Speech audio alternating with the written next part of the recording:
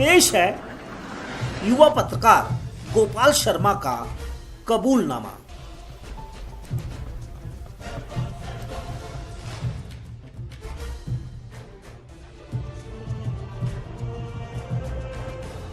कहीं आपके लिए ये अंगूर खट्टे तो नहीं साबित हुए?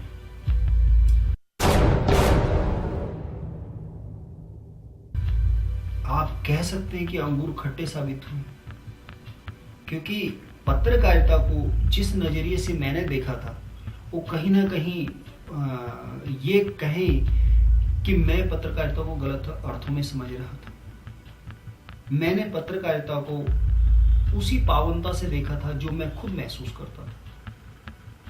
लेकिन जब मैं पत्रकारिता में गया और ईश्वर की कृपा से शीर्षस्थ पदों पर गया, जब मेरा उन शक्तियों के साथ, उन लोगों के साथ उठना बैठना शुरू हुआ जो मीडिया का संचालन करते हैं, जो पत्रकार नहीं है, जो मीडिया का संचालन एसी केबिन में बैठ के कर रहे हैं, जब उनसे मेरा सामना हुआ, उनके साथ बातचीत हुई और उनके साथ मैंने मीडिया की रणनीतियां बनते हुए देखी, तो वास्तव में मेरा भ्रम दूर हुआ कि मीडिया को आम जनता कुछ और समझती है, राजनेता उसी मीडिया को किसी और नजरिए से देखते हैं, और जो मीडिया के संचालक हैं वो सिर्फ एक लुटेरे की भूमिका में अधिकतर है।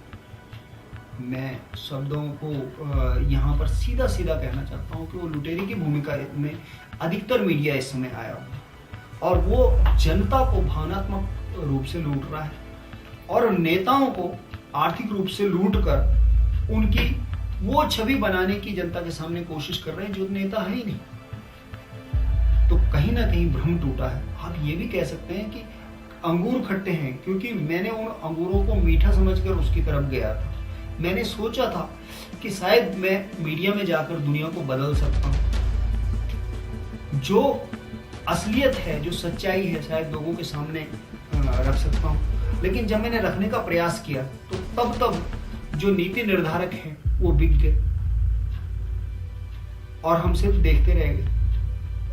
आपके साथ भी बहुत बार ऐसी घटनाएं हुई होंगी। मीडिया में रहते हुए हर व्यक्ति को इस दौर से आज की दौर में गुजरना पड़ा और बदनाम पत्रकार हो। मीडिया के जो संचालक हैं, वास्तव में जो सौदेबाज हैं मीडिया के, उन पर कोई आंच नहीं आती, उनको कोई नहीं जानता। बदनाम पत्रकार हो जाता है इसमें, इस सारे के सारे घटनाक्रम में। इसीलिए मैं कहता हूँ कि मीडिया को एक सुधार की आवश्यकता है, बहुत बड़ी क्रांति की आवश्यकता है, क्योंकि तब तक जितने भी प्रयास किए जाएं, देश नहीं सुधर सकता जब तक मीडिया अपना चरित्र नहीं बदल देता। क्या हिमाचल से दूर होने का दर्द कहीं ना कहीं गोपाल के अंदर घर कर गया है?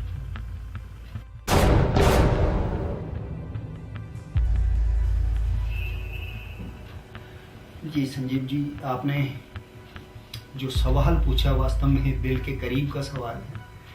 मैं हिमाचल को असल में जितना स्नेह और जितना प्यार करता हूँ, शायद अपनी जन्मभूमि को भी कभी नहीं कर पाया, उत्तराखंड को भी। न जाने क्या ऐसा पूर्व जन्म का संबंध है कुछ, कि मैं हिमाचल में आया और हिमाचल में खोकर, हिमाचल का ही होकर रह गया। लेकिन पत्रकारिता के जगत में जब मैं गया वहां पर और मैंने काम किया, तो मुझे ये लगा कि हमारी जरूरत हिमाचल के साथ साथ पूरे देश को भी है। हमारे मित्रों ने भी ये महसूस किया, मैंने भी ये महसूस किया, और जैसे ही मैं हिमाचल से बाहर आया तो वास्तव में वो दर्द हमेशा सताता रहता है, वो टीस सदैव मौजूद रहती है कि काश मैं हिमाचल में रहता और हिमाचल के लिए कुछ बड़ा कर पाता। लेकिन हिमाचल के लिए आज तक मैं समझता हूँ कि जितना कुछ भी मैंने किया वो बहुत न्यून है, बहुत कम है। भविष्य में उम्मीद करता हूँ और एक आपको भरोसा दिलाता हूँ कि हिमाचल के लिए कुछ ना कुछ ऐसा बड़ा जरूर करेंगे कि हिमाचल की तस्वीर बदल जाए। कहते हैं कि दिल्ली दूर नहीं, गोपाल के लिए लगता है कि क्या कुल्लू और दिल्ली कुछ ज्यादा नजदीक नहीं हो गया? क्या हम जान पाएंगे ये कुल्लू टू दिल्ली का सफर कैसे तय हुआ? इसमें बहुत रहस्य वाली जैसी कोई बात नहीं है।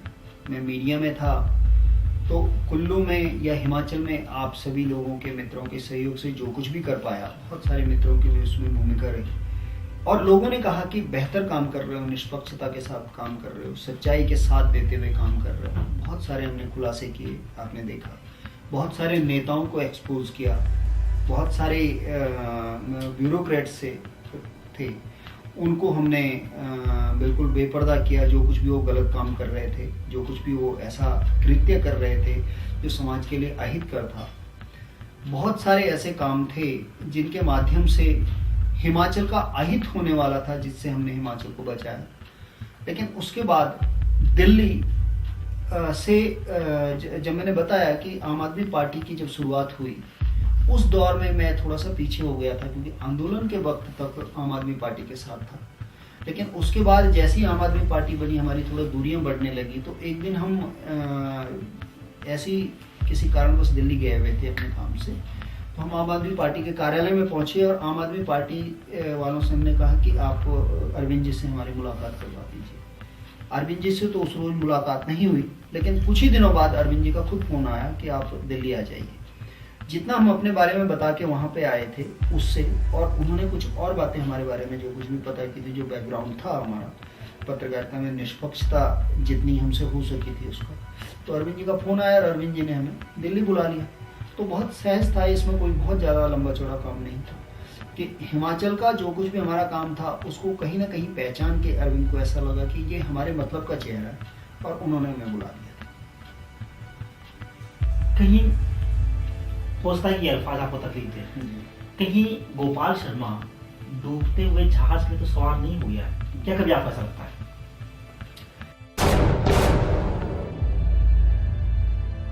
संजीव जी, आप कह सकते हैं आम आदमी के नजरिए से ये बात बहुत हद तक सही हो सकती है, लेकिन मैं समझता हूँ ये क्रांति की शुरुआत है। आम आदमी पार्टी को डूबता जहाज कहना तर्क संगत मेरे हिसाब से नहीं होगा।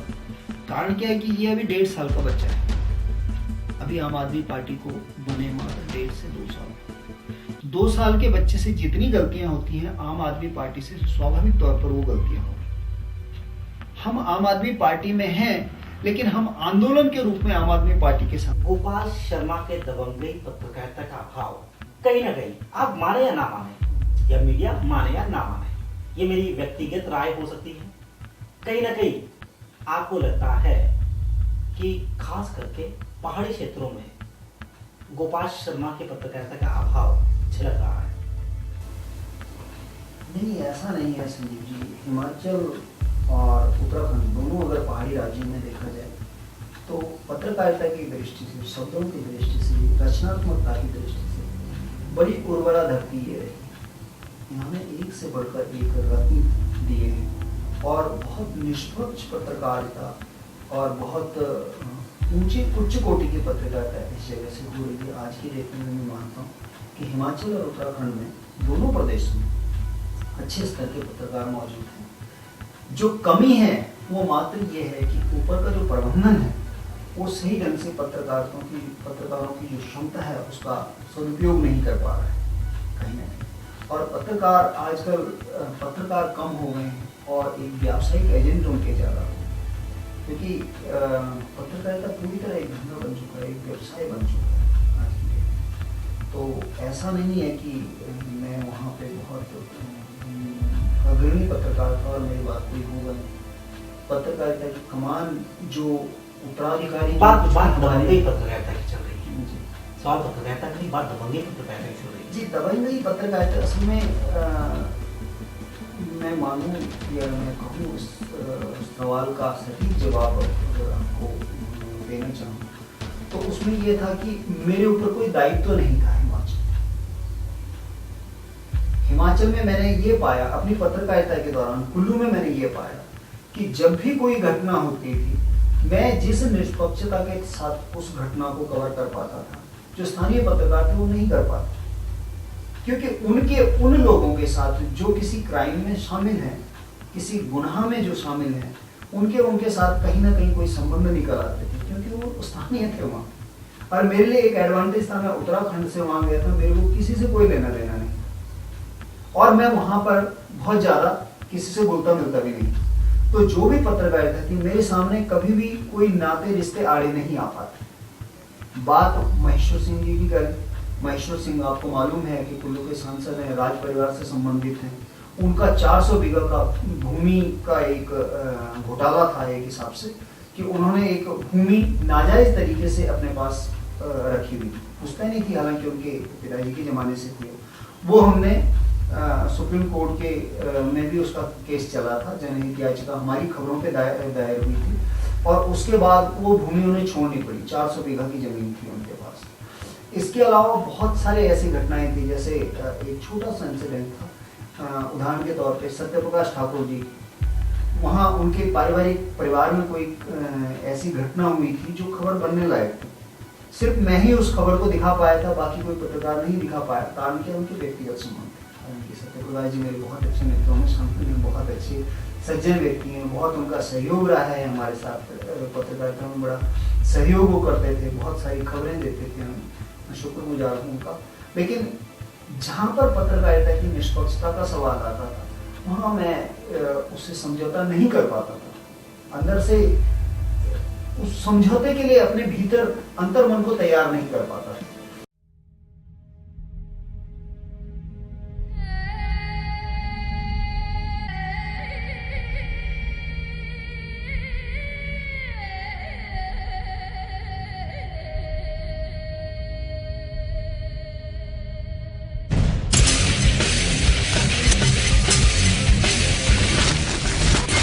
छुपन छुपाई के खेल खेलने का क्या मजा आता है आपको? पहले खबरें लिखना, फिर गायब हो जाना,